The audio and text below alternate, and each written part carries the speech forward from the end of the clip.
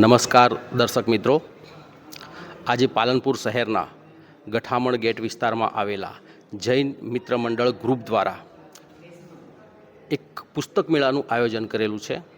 દર વર્ષે પૂજ્ય ગુરુ ભગવંતોના ચાતુર્માસ કરાવવા, ચાતુર્માસ દરમિયાન એમના દ્વારા જે જ્ઞાનની અને દર્શનની આરાધના થાય એ કરવી અને કરાવવી, આ એનો મુખ્ય હેતુ છે.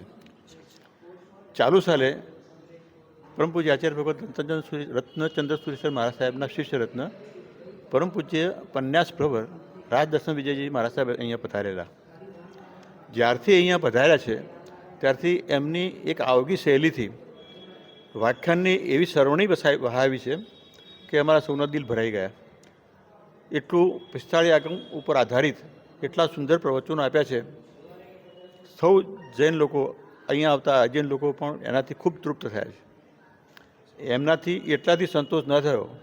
એમને એવું વિચાર્યું કે આ મારી વાણી, પ્રભુની વાણી, તે તો મીડિયા છે પોતે, પણ પ્રભુની વાણી પાલનપુર નહીં, પાલનપુર સિવાયના શહેરોમાં જૈનોમાં નહીં, અજૈનો પણ જો વહેતી થાય તો લોકો ધર્મને પામે, પોતાના જીવનને સારું બનાવે.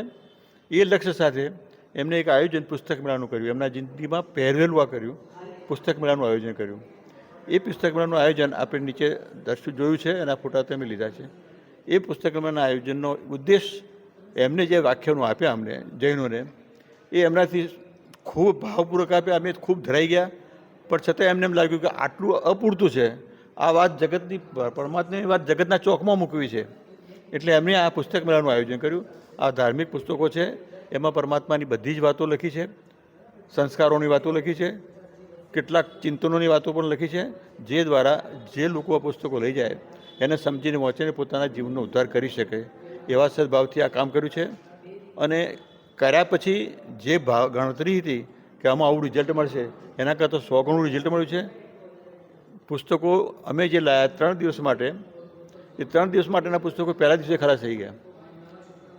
હાલ ચાલુ છે, પુસ્તકો આવ્યા જાય છે, અપાયા જાય છે. અને 100 પુસ્તક, 60 પુસ્તક, 50 પુસ્તક એક માણસ લઈ જાય.